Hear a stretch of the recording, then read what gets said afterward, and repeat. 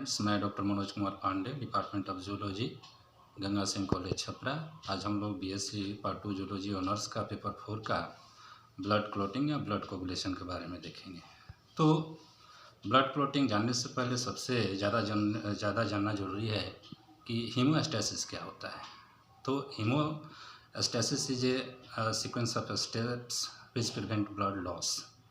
ये एक और मिलता जुलता शब्द है जिसको हम लोग होम्योस्टैसिस कहते हैं। तो please not to be confused with homeostasis which means this is the internal maintenance of our body environment. तो हीमोस्टैसिस जो ब्लडिंग को रोकता है या ब्लड लॉस को रोकता है, उसको बहुत सारे मैकेनिज्म जो होते हैं उसको परफॉर्म करते हैं। बेसिकली 4 मैकेनिज्म हैं हीमोस्टैसिस के, जिसमें पहला मैकेनिज्म है वस्कुलर स्पाज्म, दूसरा जो है प्लेटलेट प्लग फॉर्मेशन है, तीसरा जो है वो ब्लड क्लॉट है, और चौथा जो है फॉर्मेशन ऑफ टिश्यू फाइब्रोजन। तो इसमें हम लोग देखते हैं कि वैस्कुलर स्पाज्म क्या है। सबसे पहले जैसे ही कोई लोकल इंजरी होता है या कोई कट होता है या कोई ब्लड वेसल्स रिप्चर होता है, तो वहाँ का जो स्मूथ मसल होता है उसका कंस्ट्रिक्शन होने लगता है, और उस कंस्ट्रिक्शन को रिस्पॉन्ड करने के लिए बहुत सारे मैकेनिज्म होते हैं, जैसे हमारे नर्व इम्पल्स हैं, या जो मायोजेनिक स्पाज्म हैं, या प्लेटलेट का बहुत सारा फैक्टर हैं, या लोकल ट्रोमेटिक जो फैक्टर हैं वो काम करते हैं। सबसे पहले जो नर्व रिफ्लेक्स होता है वो विशेष प्रकार का जो पेन इम्पल्स है उसको रिसीव करके स्मूथ मसल को कॉन्टैक्ट करने का काम करता है। दूसरी तरफ हम देखते हैं जो स्मूथ मसल का एरिया है वो ज़्यादा वो काम करते हैं और वो बराबर कॉन्ट्रैक्ट होते हैं, लोकल कंस्ट्रिक्शन होता है, और लोकल कंस्ट्रिक्शन होने के कारण जो ब्लड का आउटफ्लो होता है वो रुक जाता है। और तीसरा जो होता है वो प्लेटलेट का भी योगदान होता है, क्योंकि उसके अंदर विशेष प्रकार का केमिकल सब्सटेंस पाया जाता है जिसको हम लोग थ्रोम्बोक्सिन A2 कहते हैं, और वो ज़्यादा से ज़्यादा जो स्मूथ मसल है उसको कंस्ट्रिक्शन के लिए रिस्पॉन्सिबल होता है। दूसरा होता है प्लेटलेट प्लग फॉर्मेशन। तो प्लेटलेट प्लग फॉर्मेशन को जानने के पहले हम लोग जानेंगे कि आखिर प्लेटलेट होता क्या है और इसका निर्माण कैसे होता है। तो प्लेटलेट का निर्माण चूँकि एक होम्योपैथिक प्रोसेस है, इसलिए इसका जो निर्माण जो होता है वो होम्योपैथिक स्टेम सेल के द्वारा होता है, जिसमें एक विशेष प्रकार की हार्मोन की आवश्यकता होती है जिसको हम लोग थ्रोम्बोपोएटिन बोलते हैं। और ये हार्मोन जो होता है माइलिनॉइड कॉलोनी सेल को मेगाकैरियोसाइट कॉलोनी फॉर्मिंग सेल में कन्वर्ट करता है, जो अल्टीमेटली कन्वर्ट हो जाता है मेगाकैरियोब्लास्ट में। यहाँ मेगाकैरियोब्लास्ट मेगाकैरियोसाइट्स में कन्वर्ट होते हैं, और ultimately megakaryocytes forms 2000 to 3000 small vesicles which is after certain days surrounded by plasma membrane and form platelets। और ये प्लेटलेट्स क्या होते हैं कि धीरे से ब्लड सर्कुलेशन में जाते हैं और अपना काम करने लगते हैं। ऐसे प्लेटलेट्स का बहुत सारा फंक्शन है, क्योंकि इसका जो कैरेक्टरिस्टिक फीचर है वो बहुत ज़्यादा इनलार्ज है। सबसे पहले अगर हम लोग देखें तो प्लेटलेट का जो डायमीटर होता है 2 to 4 माइक्रोमीटर होता है, और सबसे बड़ी इसकी विशेषता है कि इसके अंदर न तो न्यूक्लियस पाया जाता है और न ये रिप्रोड्यूस करता है। इसके अलावा इसके अंदर एक्टिन और मायोसिन फिलामेंट पाए जाते हैं। ये वैसा ही एक्टिन और मायोसिन फिलामेंट हैं जो हमारे मसल में पाए जाते हैं। साथ साथ इसके अंदर दोनों प्रकार के एंडोप्लाज्मिक रेटिकुलम पाए जाते हैं, चाहे वह स्मूथ हो चाहे रफ एंडोप्लाज्मिक रेटिकुलम हो। गोल्गी बॉडी की मात्रा ज़्यादा होती है, और ATP यानी एडेनोसिन डाइफॉस्फेट और एडेनोसिन ट्राइफॉस्फेट को फॉर्म करने वाले जितने भी माइटोकॉन्ड्रियल एंजाइम्स हैं वो प्लेटलेट के अंदर पाए जाते हैं। अब इसके अंदर कुछ ऐसे भी केमिकल सब्सटेंसेस हैं जो ब्लड क्लॉटिंग के लिए और प्लेटलेट प्लग फॉर्मेशन के लिए जिम्मेदार हैं, पाए जाते हैं, जैसे थ्रोम्बोक्सिन A2, सेरोटोनिन भी पाया जाता है। तो जब ब्लड वेसल में कोई इंजरी हो, या कोलेजन फाइबर में इंजरी हो, या एंडोथेलियल वॉल में इंजरी हो, तो प्लेटलेट क्या करता है, धीरे धीरे वहाँ आके जो नियर बाई सरफेस एरिया है वो स्टिक होने लगता है। चूँकि वो जो सरफेस है ब्लड वेसल्स का, कोलेजन फाइबर का या एंडोथेलियल वॉल का, वो भींगा हुआ रहता है, वेटेबल सरफेस रहता है। तो इस प्रोसेस को प्लेटलेट प्लग फॉर्मेशन में हम लोग प्लेटलेट एडेशन के नाम से जानते हैं। तो पहला प्रोसेस जो होता है प्लेटलेट एडिशन का होता है।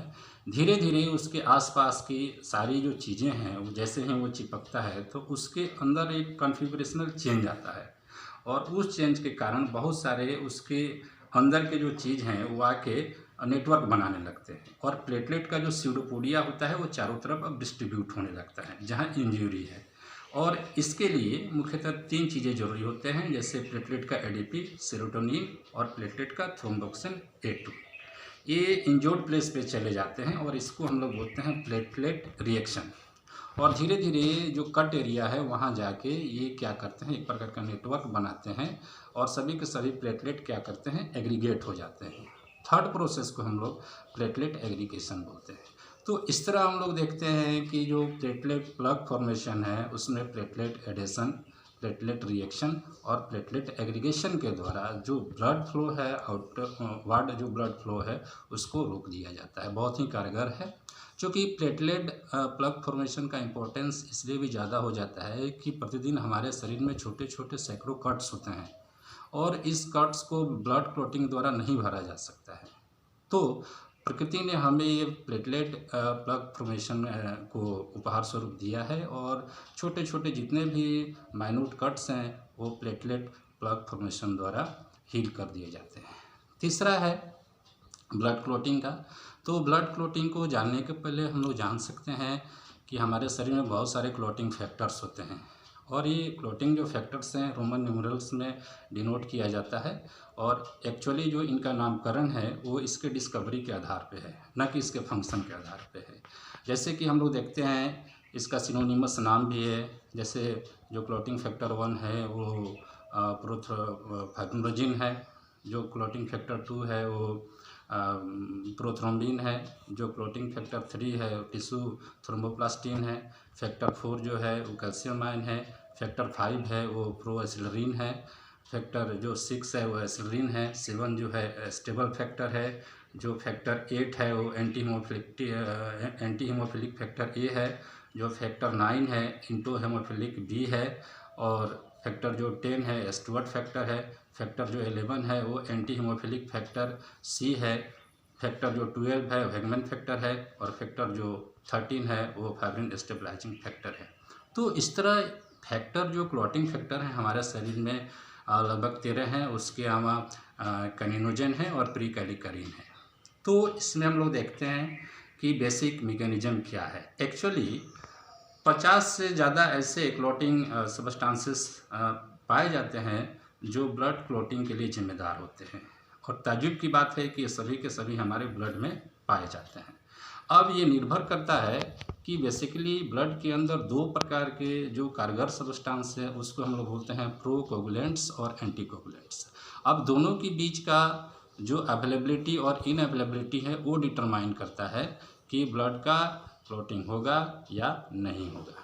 तो इसके लिए बेसिकली जो थ्योरी है वो उसमें हम लोग देखते हैं कि प्रोकोगुलेंट है या नहीं है। तो मैकेनिज्म क्या है, बेसिकली 3 मैकेनिज्म है। पहला कि किस तरह हम लोग जो प्रोथ्रोम्बिन एक्टिवेटर है उसको एक्टिवेट करें, इसके लिए बहुत सारे फैक्टर हैं और ये सभी फैक्टर आपस में मिलकर काम करते हैं, बहुत सारे केमिकल मिलकर काम करते हैं, प्लेटलेट काम करता है और हम लोग प्रोथ्रोम्बिन को प्रोथ्रोम्बिन एक्टिवेटर के रूप में लाते हैं। ये प्रोथ्रोम्बिन एक्टिवेटर क्या करता है, प्रोथ्रोम्बिन को थ्रोम्बिन में कन्वर्ट कर देता है, और जैसे ही थ्रोम्बिन कन्वर्ट होता है यह फाइब्रिनोजिन को फाइब्रिन में कन्वर्ट करता है जो ब्लड को क्लॉटिंग में मदद करता है। यहीं से ब्लड क्लॉटिंग शुरू हो जाती है। अब इसके लिए 2 फैक्टर है, एक जो है एक्सट्रिंसिक फैक्टर है और दूसरा इंट्रिंसिक फैक्टर है। तो एक्सट्रिंसिक जो फैक्टर है उसमें हम लोग देखते हैं कि ये शुरू कहाँ से होता है। तो सबसे पहले जो एक्सट्रिंसिक फैक्टर है वो टिश्यू ट्रोमा से स्टार्ट होता है, और जो ट्रोमाटाइज टिश्यू है वो क्या करता है, टिश्यू फैक्टर को रिलीज करता है। इसको हम लोग टिश्यू थ्रोम्बोप्लास्टिन भी बोल सकते हैं। और यहाँ उसमें बहुत सारे फॉस्फोलाइपिड्स हो सकते हैं, ग्लाइकोप्रोटीन भी हो सकता है, लाइपोप्रोटीन भी हो सकते हैं, और धीरे धीरे ये टिश्यू जो फैक्टर है वो क्या करता है कि फैक्टर 7 को एक्टिवेट करता है, और फैक्टर 7 कैल्शियम आयन के साथ मिलके फैक्टर 10 को एक्टिवेट करता है।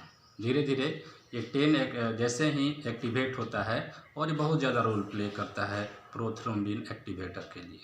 तो धीरे से क्या होता है कि बहुत सारे जो फैक्टर 10 के लिए फॉस्फोलाइपिड्स हैं जो प्लेटलेट्स का वो आ जाते हैं, साथ साथ जो लाइपोप्रोटीन है वो आ जाते हैं। और यहाँ जो फैक्टर 10 है वो एक प्रकार का प्रोटीएज का काम करता है और यही क्या करता है कि प्रोथ्रोम्बिन एक्टिवेटर का निर्माण करता है और प्रोथ्रोम्बिन को थ्रोम्बिन में कन्वर्ट कर देता है। यहाँ एक पॉजिटिव फीडबैक मैकेनिज्म भी है। जो पॉजिटिव फीडबैक मैकेनिज्म क्या करता है, फैक्टर 5 को रिलीज करता है और ये पोटेंट एक्सेलरेटर है।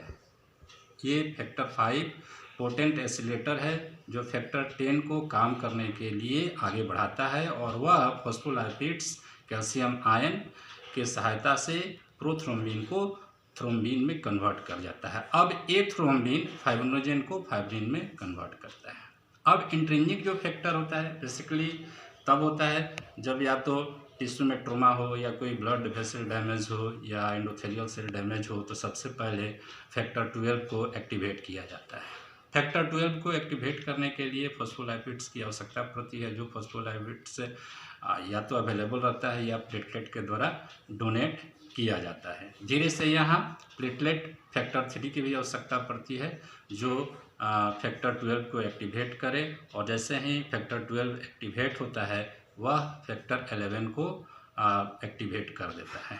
फैक्टर 11 एक्टिवेट होने के लिए बेसिकली ज़रूरत पड़ता है कैलिकरिन और प्रोकाइनेटोजन की आवश्यकता पड़ती है और ये फैक्टर जैसे ही 11 एक्टिवेट होता है ये प्रोसीड करता है कि फैक्टर 9 को कैसे एलिवेट किया जाए। फैक्टर 9 एलिवेट होने के बाद ज़रूरत पड़ता है कि फैक्टर 10 को कैसे एक्टिवेट किया जाए और यहाँ एक फैक्टर की आवश्यकता पड़ती है जिसका नाम फैक्टर 8 है। मैं बताते चलूँ कि फैक्टर 8 को हम लोग एंटी हीमोफिलिक फैक्टर 1 कहते हैं। अगर ये एब्सेंट होता है तो एक बीमारी की पता चलती है जिसको हम लोग हीमोफीलिया कहते हैं। और जैसा कि मैं बता चुका हूँ कि जो स्ट्रिंजिक फैक्टर है उसके लिए कैल्शियम आयन, बहुत सारे फॉस्फोलाइपिड्स की आवश्यकता पड़ती है और धीरे धीरे यहाँ फैक्टर 10 का कॉन्फ़िगरेशन चेंज होता है और एक्टिवेट हो जाता है और पुनः वह प्रोथ्रोम्बिन एक्टिवेटर का काम करता है और प्रोथ्रोम्बिन एक्टिवेटर पुनः प्रोथ्रोम्बिन को थ्रोम्बिन में कन्वर्ट करता है। इसलिए हम लोग देखते हैं कि जो अपर पार्ट है इंट्रिंजिक और एक्सट्रिंजिक पाथवे का वो अलग है, लेकिन प्रोथ्रोम्बिन कन्वर्सन के बाद सेम हो जाता है। इसलिए अंततः जो ब्लड क्लॉटिंग है थ्रोम्बिन द्वारा फाइब्रिनोजन को फाइब्रिन में कन्वर्ट किया जाता है और ब्लड क्लॉट हो जाता है। तो यहाँ हम लोग विभिन्न प्रकार के प्रोसेस को देखे जिसमें हम लोग देखे कि वैस्कुलर स्पाज्म क्या है, प्लेटलेट प्लग सिस्टम क्या है, ब्लड क्लॉटिंग क्या है, उसके लिए इंट्रिंजिक और एक्सट्रिंजिक प्रोसेस क्या है, ये सभी प्रोसेस मिल के ब्लड क्लॉटिंग कराते हैं। आज इतना ही, बहुत बहुत धन्यवाद।